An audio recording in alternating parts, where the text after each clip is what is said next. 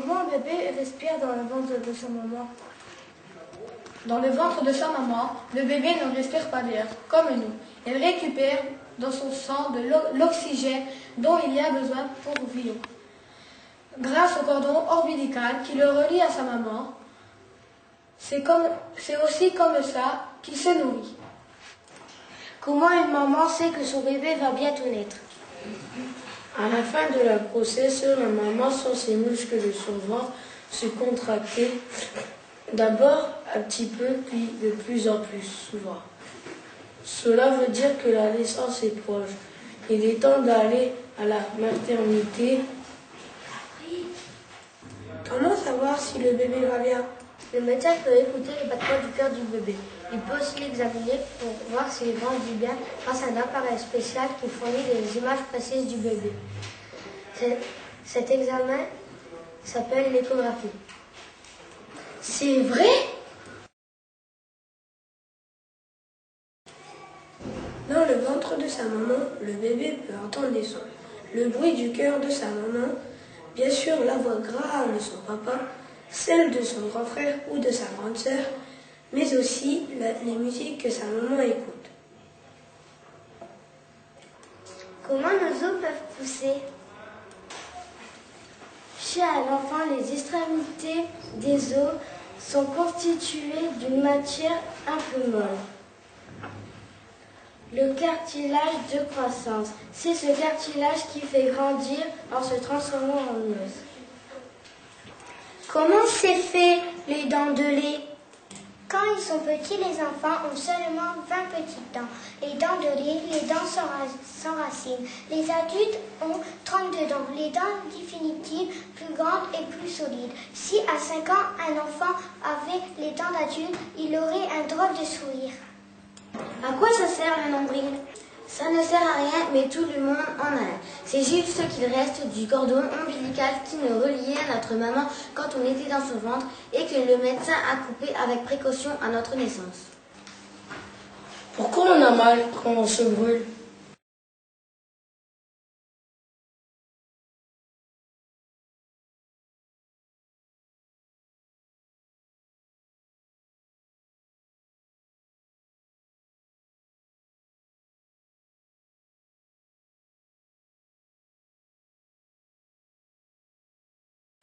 Comment on devient gaucher? On ne le devient pas, on l'est à la naissance. Tout dépend de notre cerveau. Il y a beaucoup plus de droitiers que de gauchers. Mais les âmes ne sont pas mieux que les autres. C'est vrai? On ne mesure pas tout à fait la même taille la journée et la nuit. La journée, quand notre corps est debout, les os de notre colonne vertébrale se tassent. On mesure près d'1 centimètre de moins que la nuit, quand notre corps est détendu parce qu'on est allongé.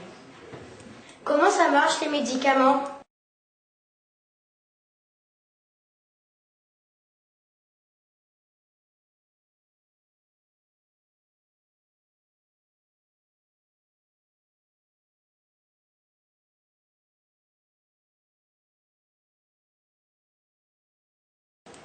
C'est quoi les antibiotiques?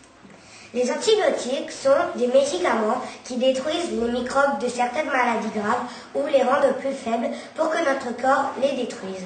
En quelques jours, on est guéri. Mais les antibiotiques ne peuvent pas guérir toutes les maladies.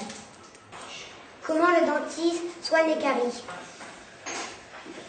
Une carie, c'est un petit trou dans les bras blancs, un petit trou qui fait mal. Avant de le reboucher, le dentiste doit creuser la dent pour éliminer les microbes. L'appareil qu'il utilise s'appelle une fraise. On peut attraper des verrues à la piscine ou dans des salles de gymnastique, partout où les gens marchent pieds nus, car les verrues sont très contagieuses. Elles sont transmises par des virus. Combien d'heures on doit dormir? Tout dépend de l'âge qu'on a. Les bébés ont besoin de 18 heures de sommeil par jour, les adolescents de 9 à 10 heures et les adultes d'environ 8 heures. Mais il y a des gens qui ne dorment que 5 heures par nuit et qui se portent très bien. Est-ce que c'est vraiment dangereux de fumer? En fumant, on fait rentrer la fumée des cigarettes dans les poumons. Dans cette fumée, il y a du poison qui attaque la gorge et les poumons qui passent dans le sang. À la longue, cela peut donner de graves maladies. Comment ça marche, les lunettes? Leurs verres spéciaux permettent de corriger les défauts de la vue. Grâce à eux, on voit mieux de près ou de loin, ou bien on arrête de voir les objets déformés. Comment on attrape des poux? Les poux sont des bêtes minuscules qui s'accrochent aux cheveux pour prendre des œufs. Pour attraper des poux, il suffit de toucher avec ses cheveux la tête de quelqu'un qui en a, de se servir de son peigne à cheveux, de mettre sa casquette. Les poux, c'est très contagieux. Ça gratte, ça provoque des boutons, des infections. C'est quoi un repas équilibré? Manger équilibré, c'est manger à chaque repas un peu de tout, en petite quantité. Des légumes, des œufs, du poisson, mais aussi des produits laitiers, comme le fromage, des yaourts et des fruits. C'est grave de ne pas prendre un bon petit déjeuner. La nuit, pendant que nous dormons, notre corps repuise dans ses réserves pour continuer à fonctionner le matin. Il faut donc lui donner de quoi reprendre des forces. Si on ne le fait pas, on se sent très fatigué, on a très faim jusqu'au déjeuner. C'est vrai? Contrairement à ce qu'on raconte, la soupe ne fait pas spécialement grandir, mais elle apporte à notre corps de très bonnes choses contenues dans les légumes, avec lesquels on l'a fait. Et c'est déjà bien.